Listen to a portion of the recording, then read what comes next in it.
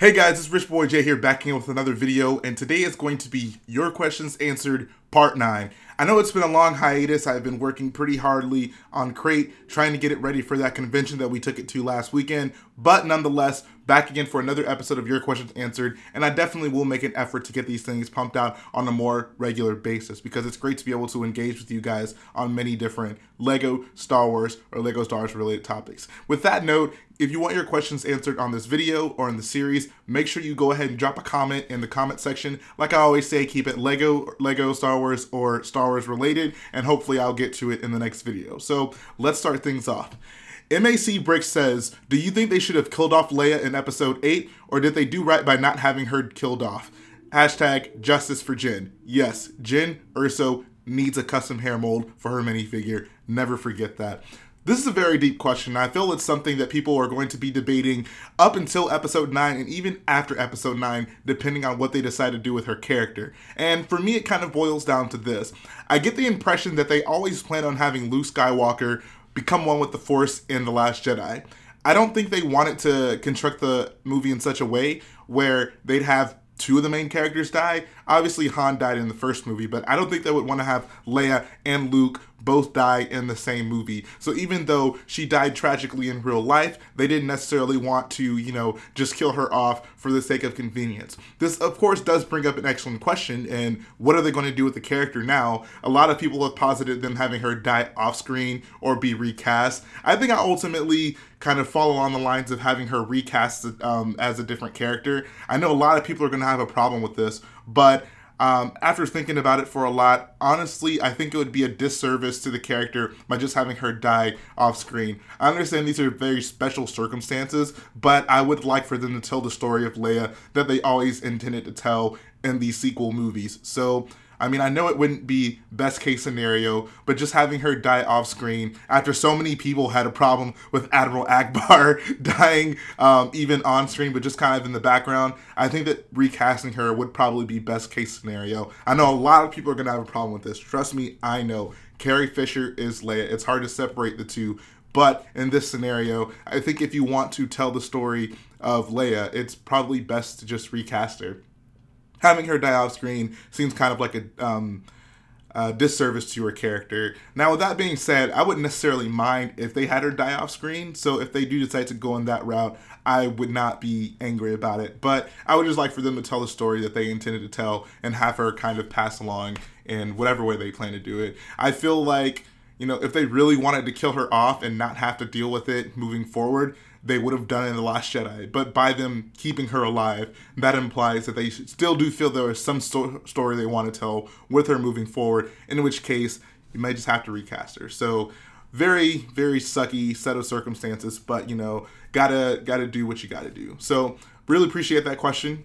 Moving on to the next one, General Hux says, any advice on how I can get rid of Kylo Ren? I'm getting pretty desperate at this point, so any ideas will help. Obviously, this is a joke question. General Hux has actually been a very active member in the live streams, and I just love how he's in character all the time. But honestly, dude, if you're looking to try and get rid of Kylo Ren, I think you may be best suited by reaching out to Rey. If anyone has his number, it's certainly her, so she may be able to do some damage. The next question comes from Josiah Weber. He says, are you going to make the original trilogy TIE Fighters from Jarek? Yes, yes, yes. If you guys didn't know, I was not a big fan of the most recent TIE Fighters that came out for the Solo Wave. This thing, I was so excited for initially. I just knew I was going to buy a ton of these because it was the first time LEGO had been releasing an original trilogy TIE Fighter in a very long time. And I was very happy with the First Order one that they did for the Force Awakens wave, so I thought this would be a natural progression of it. But I feel they took so many steps backwards in a lot of ways. The biggest thing for me is the fact that they use this 4x4 dish on the top instead of using this type of dish like they did on the First Order version. And I was not a fan of that. I feel that was kind of a step in the wrong direction.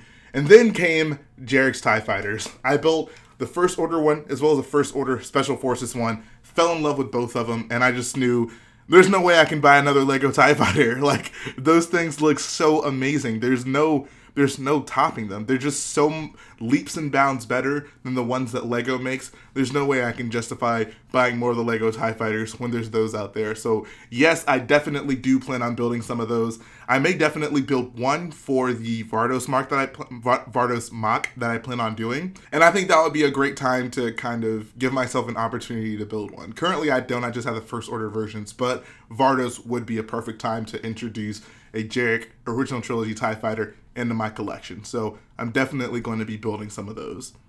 Next question is by Galactic Bricks. He says, thanks for answering my question. What is the best battle pack ever made?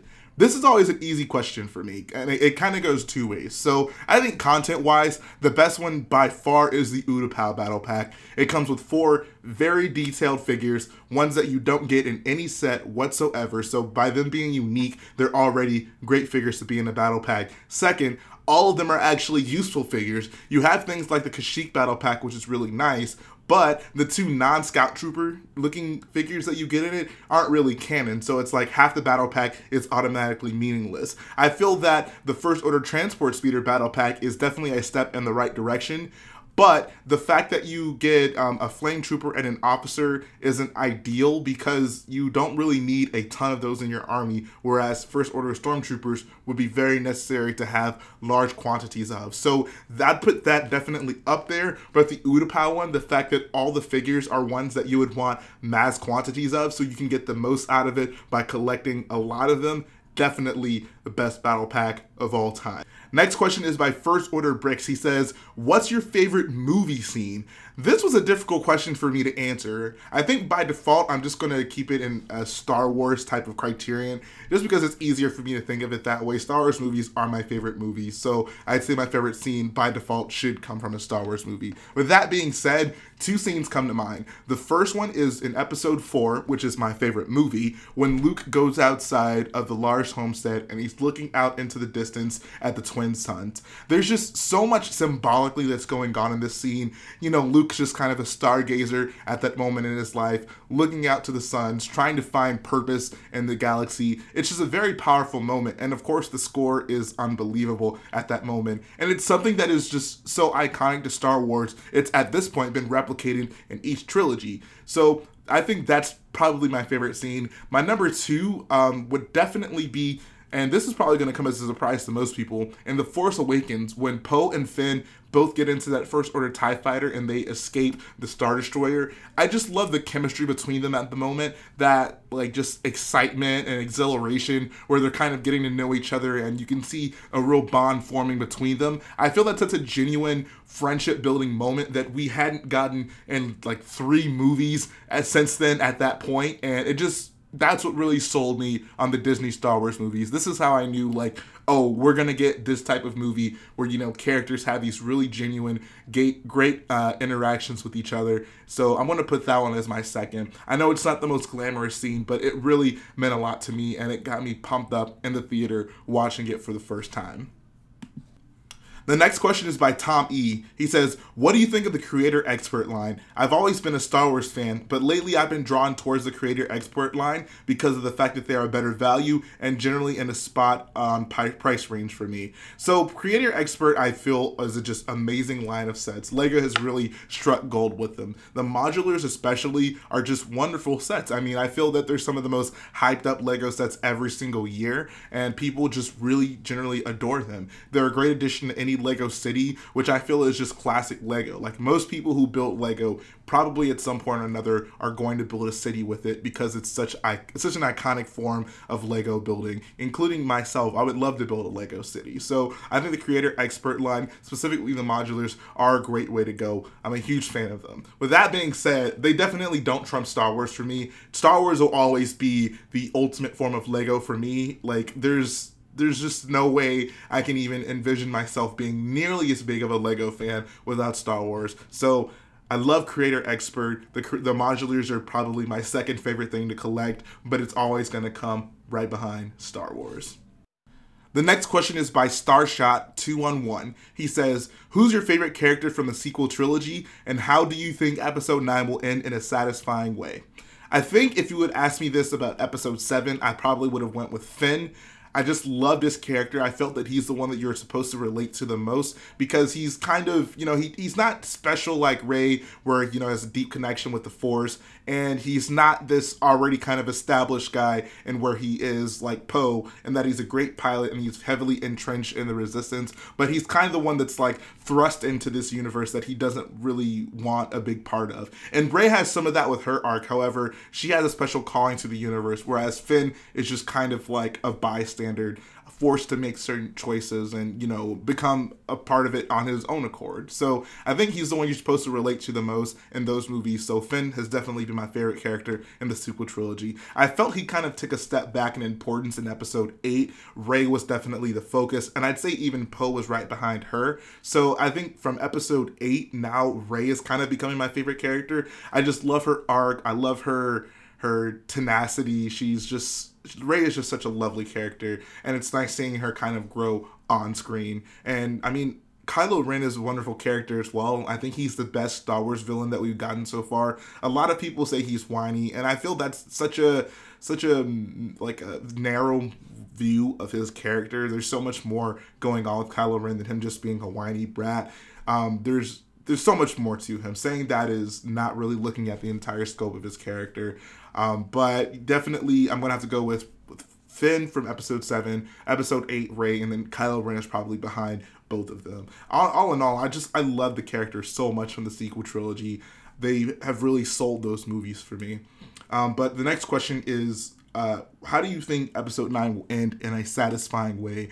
This is such a difficult question to answer because, like, let's think about the way Star Wars trilogies have ended so far. Episode 6 had, a very happy ending insofar as, everyone's standing around the campfire happy, the Empire's gone, all the heroes that succeeded, they're all there, it's all fine and dandy. Episode 3 ends on a much less nice note where, the Jedi have fallen, our heroes are going into exile, there's a rise of the Empire, bad stuff is about to happen. So it's like, do they go in the, happy ending way? Do they go in the bad ending way? Do they fall somewhere in the middle?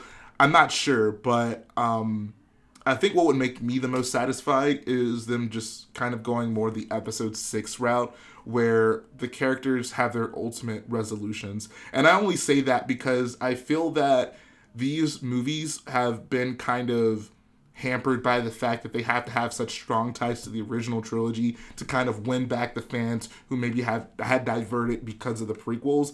And I don't want kind of the story of the First Order to continue. I feel that like it's too similar to the Empire to do another time moving forward. So the best resolution is for there to be a very concrete victory for the Resistance. They have to get rid of the First Order. Moving forward, there's obviously probably going to be more movies with our main heroes from the sequel trilogy, but I don't think the First Order should be the antagonist. So the best ending for me is one where the First Order is concretely destroyed. No more First Order. There has to be some sort of giant, large-scale battle, maybe even like the Battle of Jakku to settle it all, but I definitely want to see the First Order meet its demise. And no redeeming Kylo. Don't do that. And the final question is by Richard Schoonerman. He says, did you build your Falcon because you thought the UCS Falcon was bad or subpar? This is a question I get all the time. And it's honestly funny because of how often it happens. Like, because I sell the instructions to my Falcon, I have so many people contact me and they're like, hey, I'm going to build your Falcon. Should I buy the UCS Falcon, or is your Falcon a mod of the UCS Falcon? My Falcon is always very heavily associated with the UCS Falcon, and that's for very good reason. They're both big versions of the Millennium Falcon in Lego form, so I can understand that. But honestly, my Falcon has very low connections to the UCS Falcon. I designed it like far before I even knew there was going to be a UCS Falcon. It just so happened that whenever I finished it, the UCS Falcon was announced like a week and a half later. So that was kind of funny, but what that means is like I didn't really take the UCS Falcon into account. If you're talking about the old UCS Falcon, then like, yeah, definitely. Like that one is very outdated. It has no interior. And I mean, I know the new one doesn't have a huge interior, but one of the biggest motivating factors for me was, you know, there's so many new pieces now. There was no need for me to try to piece together the old Falcon and, of course, the interior. The film, so many iconic Star Wars scenes happen on the inside of the Millennium Falcon, so I wanted to have one with an interior. So once I kind of figured out, like, oh, Lego's going to be releasing one, I decided, you know, here's what I'm going to do. If the Lego one is leaps and bounds better than mine, I will disassemble mines, part mines into my collection, and then I'll just buy that one and cut my losses. So what ended up happening was the Lego Falcon was unveiled, and I actually liked it a lot. I thought it was a very great set, probably the greatest Lego set of all time, given what it was. But the fact that it didn't have a fully fleshed out interior was the easiest decision for me to make in regards to taking mine apart. I wanted the interior. That was the most important part for me. Lego didn't do that for, I'm sure, price reasons, and some people will say structural reasons. I didn't really find that to be the case with the Falcon that I built, but I can understand why that it wasn't super important for them to do that if they wanted to keep it at $800, which was already pushing it by quite a lot since we hadn't had a Lego set even close to that at that point.